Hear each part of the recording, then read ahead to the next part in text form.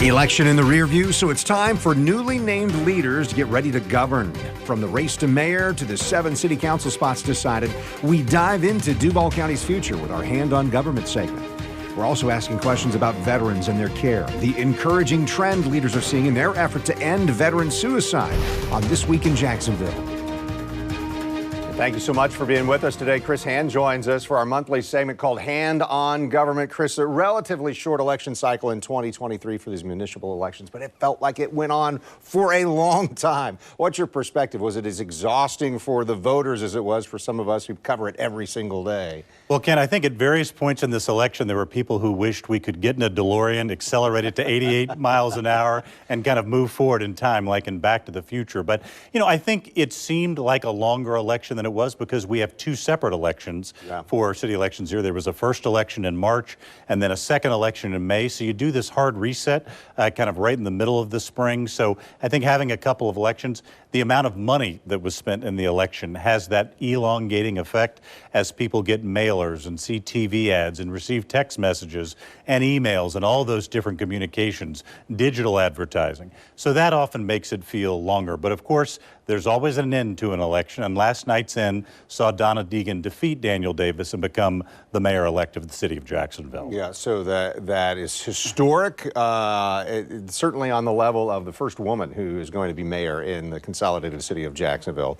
But maybe in some other facets too, and you just mentioned the money that was spent. This was the most expensive mayoral campaign in our city's history, and as we've talked about and other analysts have said, this has to have been the most negative campaign that we'd seen. Well, that was certainly aspect, but I think her victory was historic for a couple of reasons, not just because of who she is and the historical distinction of being the first female mayor, but also because of how she ran her campaign. She was relentlessly positive during the campaign, refused to kind of respond to negative attacks in kind, stayed focused on her vision, and did something that people, I think, they seem to have think was a lost art in American politics, and that is reach across party lines. In this era of polarization and partisanship, I think there was some question of could a bipartisan approach succeed? Well, Donna Deegan answered that question on Tuesday night, and the answer is yes. She won not just because of Democratic votes, but also because Republicans crossed party lines to vote for her,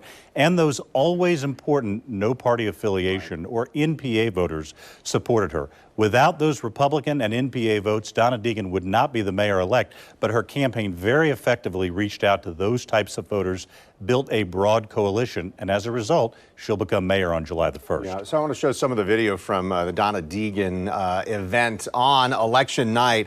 It was interesting. She did this outside. That was kind of a cool touch, right? To see a candidate outside here. And really interesting to see some of her messaging there. Just what you said, that she said, and I think this made the headline, that night, love over fear.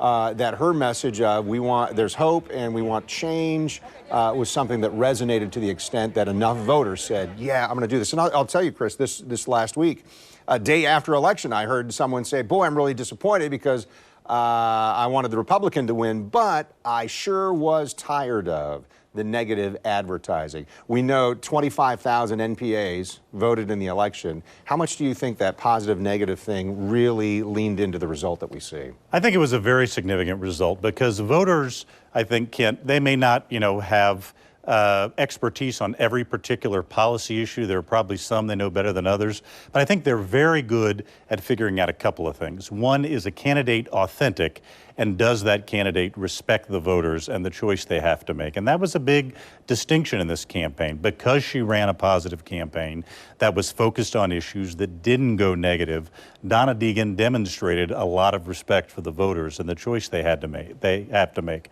The problem with the other campaign that sort of spent a lot of money on negative advertising is, particularly in these very polarized times, I think voters, the electorate, the citizenry have become exhausted by those sorts of tactics and increasingly see them as not respecting the voters. So if you had to boil down this election, Kent, to one word, that word might be respect. So with respect to Daniel Davis on election night, let's look at some of his election night party, and it wasn't as joyous as he anticipated. But one of the things we talked about, The message from Daniel Davis here was, okay, not the result we wanted. Now let's unify. Now let's get behind, in this case, Donna Deegan, the mayor-elect. Now let's do everything we can, who cares what your party affiliation is, to try and make Jacksonville all it can be. That's the right kind of message to hear from anybody, right? Well, it is, and one wonders what this election would have been like had that been the messaging that Daniel Davis used during the campaign. He has a long record of public service here in Jacksonville. He was on the city council. He was council president. He was a member of the Florida House of Representatives. He was the president and CEO of Jack's Chamber, so a real leader in the business community. And I think there were many people who were surprised by the campaign approach the Davis campaign took, because it didn't seem to reflect who he was. The concession speech that he gave last night seemed much more aligned with who Daniel Davis has been throughout his career, and I think will help to bring the community together behind the new mayor. Is there a lesson for other candidates and potential leaders to learn from this? Because what we have heard and talked about is maybe the campaign people were in charge of the campaign too much for the candidate.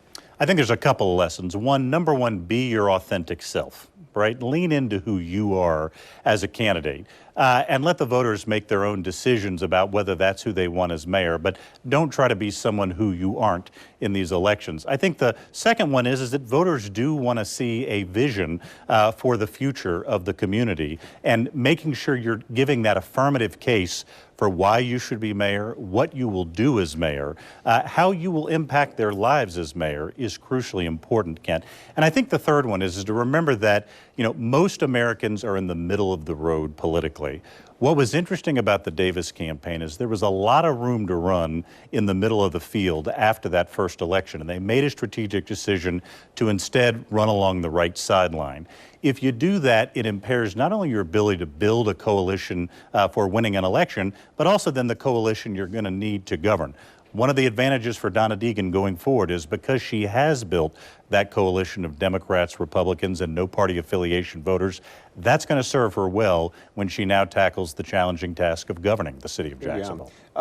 Constitutional office that was elected on Tuesday night, property appraiser. And this is historic as well. Joyce Morgan, the first woman to take this role, and she beat Jason Fisher. This was maybe one of the closest races of the night, 51% to 49%. But this is really interesting, too. How does this set up some of the leadership dynamics we'll see over the next 4 years, starting July 1st? Well, I think what will be very interesting is to watch how the new mayor, the new property appraiser work with the other constitutional officers, such as the sheriff, the supervisor of elections, the tax collector, but also the 19-person city council. Obviously, we filled 7 of those council seats last night.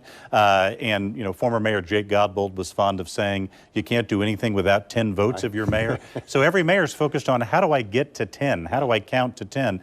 And so it'll be interesting to watch this new council, those 19 people, see them interact with the Deegan administration as the Deegan administration figures out how to build winning coalitions on issue after issue. It's not always the same 10 people on every issue. Almost invariably, it's a different 10 people on issue after issue. But it'll be interesting to see that dynamic going forward. Yeah, that's part of that leadership that is crucial to someone in a strong mayor form of government that we have here in Jacksonville. So we want to talk about more of the election, including what happened in City Council. So still more to discuss. Stay with us for more analysis and explanation from Chris Hand. That's next on This Week in Jacksonville.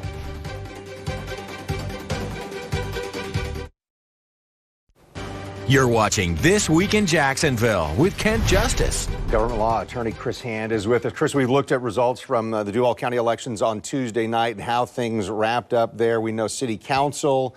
It's really important. You just talked a moment ago about how important it is for a mayor to get even a slim majority there, 10 of the 19 council members along with them. Tell me about how this happened, because last year we were going through a redistricting process that was contentious that even got into the courts system there. Right, Kent, but for a federal court ruling, the map of council districts that voters selected people to represent in March and in May wouldn't have even existed. Last year, the City Council went through its every 10-year redistricting process, came up with a map that a variety of citizens and citizen groups challenged in federal court. That map was challenged in court. The federal court set aside the City Council's map. And this is the new map that we're showing right now here. Yeah. Gotcha. Yeah, and this map, Kent, was not even in place until several days before qualifying in January of 2023. So this is literally over the last few months. This was a brand new map here in Jacksonville, and it's going to create some interesting dynamics and new members in the council. For example, last night elected to District 7 was Jimmy Peluso, who's a government affairs executive with ViStar. He represents a new district, District 7, that runs from Springfield to parts of downtown to Riverside and Avondale. Brand new drawn district. Also, Rockman Johnson in District 14, that's in southwest Jacksonville, also a newly drawn district. And there are several other new districts as well as a result of the process. So it will present a bit of a new look council in the sense that districts these new members are going to be representing as of July 1st are different from the districts that have been represented prior to now. Chris Miller elected in the at-large group. Was it 5? At-large group 5, that's okay, right. Thank yeah, you. meaning so, that an at-large member represents the entire city, right? but has to live in a certain segment of the community. Yeah, so these 19 members, it's the same kind of balance of power, if you will, as in the previous council. There's going to be 14 members who are Republican, 5 who are Democrats. But really, practically, how does that play out, Chris? Does everybody vote just on a party line? It doesn't seem like that's the case in a city council. No. In fact, when I served as chief of staff in the Alvin Brown administration, we had both Republicans and Democrats either supporting us or opposing us on a variety of issues. It doesn't always break down upon party lines. It's, it's old former Mayor LaGuardia of New York who used to say there's no Democratic or Republican way to sweep the streets or pick up the garbage. There's a variety of versions of that quote. And Tommy Hazzuri, and Tommy Hazzuri used to say that as well. And that's absolutely true. A lot of these local issues don't lend themselves to strict partisan consideration. So what you'll find is mayors building those coalitions really without regard to partisanship, but, as it relates to other issues as well. What are individual district concerns? What are particular issues members feel strongly about or care about? So you don't often see that coalition building break down along party lines. And I think the voters last night sent a message in electing Donna Deegan and Joyce Morgan with these bipartisan coalitions that they'd like to see the mayor and the council work together in a bipartisan fashion. Whether or not that will happen or not, we'll have to wait until after July 1 to see. But that is certainly something that every mayor has done. Build coalitions regardless of party. Yeah, 2 minutes or less. There's 40 days, 40-some days between now and that July 1st when the new mayor comes in and the council starts and what have you. What has to happen between now and then for Mayor-elect Deegan? A lot. That's going to be a very busy 40 days for a couple of reasons. One, the mayor's going to need to select her staff at City Hall, key positions. Also, go to City Hall. There's a transition process that will be in place for the mayor and her team to be able to go talk to different city departments, sort of figure out kind of the status of those departments and begin to sort of set plans for the future. But perhaps the biggest task is, Kent, Mayor Deegan will be inaugurated on July the 1st. She has to present a budget of more than $1.5 billion to the City Council just 16 days later on July the 17th. And so that consumes a lot of the work of this transition and of the early administration, getting that budget done so that it aligns with Mayor Deegan's priorities so it can be presented to council, they can review it, make changes, and then adopt a final budget before October the 1st. Yeah, a lot happening here in a short amount of time. I appreciate it, and thanks so much for your expertise in telling us what to expect. Thanks, Chris. Thank you, Ken. All right, so we're going to shift focus to the nation's military and to our friends and neighbors in Northeast Florida. General Mike Fleming and Nick Howland join us with an update on the fight to eliminate veteran suicide. That's next on This Week in Jacksonville.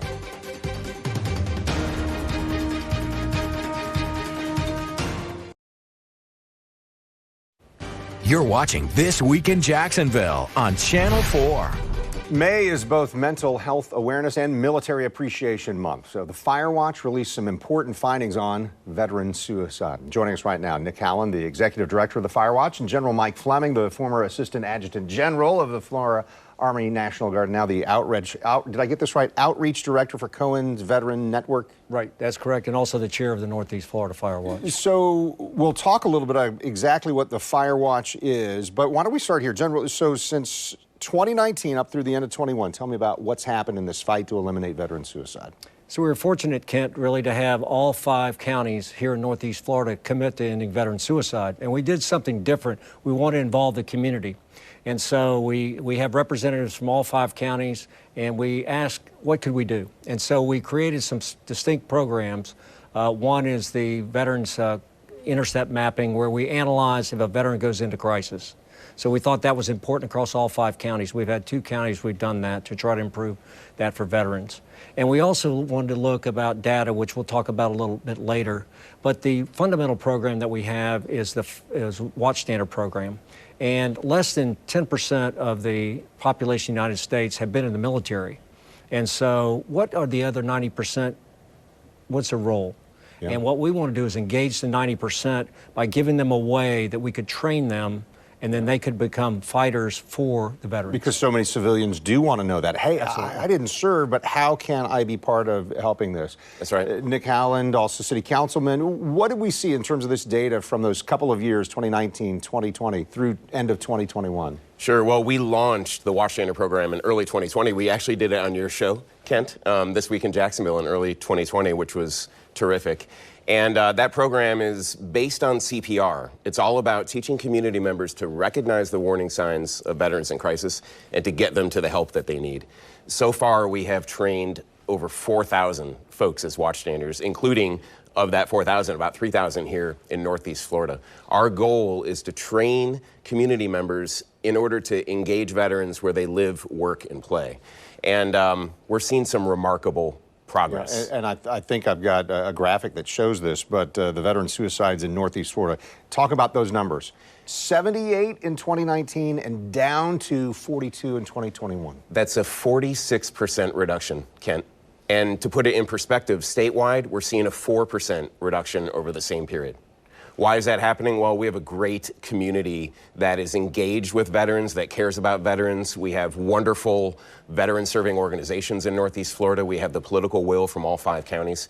We basically have created a veteran ecosystem that takes care of veterans and for sure reinforced Northeast Florida as the most veteran community, veteran-friendly community in the nation. Yeah, how do you know it's working? We get some data like that and you say, well, there must be a connection, but how do you know that it's making an impact? Are there veterans who say, hey, a watchstander intervened, and so I didn't take that terrible step? How do you know it's working? We have a lot of different ways. We have some anecdotal evidence, obviously, when we have specific stories that we supply.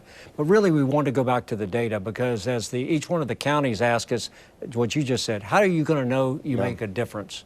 And really, we developed a system. We originally were told that we could only get data at the state level, which really wouldn't ever allow us to see whether we're doing a good job or not. But what we did, we worked with NLP Logics here locally, and Nick really led this. It is to say, how can we get data down to the census tract level? And that allows us not only to know if we're doing a good job, but where are the hot spots? Because when we have hot spots where we have a veteran to lose their life to suicide, what we do is we approach the community. We approach the churches in that area. We try to approach organizations, and we train them to be watchstanders so they can help the veterans in that particular area. Yeah, and so you mentioned NLP Logic. That's a veteran-owned company, right? Absolutely. Ted Willich, founder and owner of NLP Logics, was willing to join the fight with us and help us solve this problem. As the general said, the VA produces data every year on veteran suicides. We'll see their 2021 data later this year. But they look at it from a national perspective and then give a snapshot of states. Our data collected for us from the Florida Department of Health by NLP Logics actually lets us look not only by county, but within county we can sort it by age, gender, race, and even means of death. And all that data we actually present on a dashboard on our website at thefirewatch.org, so anyone can search. But as the general said, the beauty of that data is not only does it establish a baseline for us so we can tell if our programs are working by looking at previous years compared to current years, but also allows us to hyper-focus where we build that Watchtander network of community support. So we know, for example, we have a census tract or a zip code area between Middleburg and Penny Farms in Clay County that's been a high-risk area for a long period of time. So we can focus on training businesses, churches, organizations, et cetera, and their employees as watchtanders to build that community network right where it's needed most. So one of the things in the data that was revealed is there's a little difference on the gender side between men and women. What's that news? Yeah, one of the challenges is a slight uptick in the rate for women veterans. And women veterans, by and large, have maybe not been treated as well or as respected for what they've done. Fortunately, we have great leaders like Dee Courant, who does Northeast Florida Women Veterans. Michelle McManaman is so passionate about that. Is great. And we have different organizations that can help us with that. But when we see that, as Nick said, we can look for hotspots, or if it's just a broader piece, we can engage at a broader level, like Dee is hosting a Women Veterans Week in June, really to have that. They have a mental health conference, a lot of things. And so, again, while Fire Watch was a big part of this, we believe, it's really the entire community, the veterans ecosystem across Northeast Florida that's responsible for this reduction in the rate of suicide. I appreciate hearing what you're doing, hearing that there's data that says what you're doing with the Fire Watch is having a positive impact. Let me also say that General Fleming here is the champion of trying to be an advocate for veterans. Earlier this year, I'm about to embarrass you, sir, sorry. The Four Chaplains Memorial Foundation announced that General Fleming has been selected as one of 6 recipients nationwide to receive the prestigious Bronze Medallion for Humanitarian Service, and they said they were giving it to you for selfless service to the local community, as well as affecting broader regional, state, national scale. Congratulations on that. I think Councilman Howland and I know what you do in town, and we would agree is well deserved. Thanks for doing that, and thanks for the time, gentlemen. Thank you, Ken. Thank you very much. This Week in Jacksonville airs each Sunday morning at this time. We're working to host Florida Speaker of the House, Paul Renner. We're also lined up to speak with Congressman Aaron Dean soon. I'm Kent Justice. Thanks for watching on air on Channel 4 and the CW17. You'll also find us online at news4jax.com or streaming on News4Jax Plus.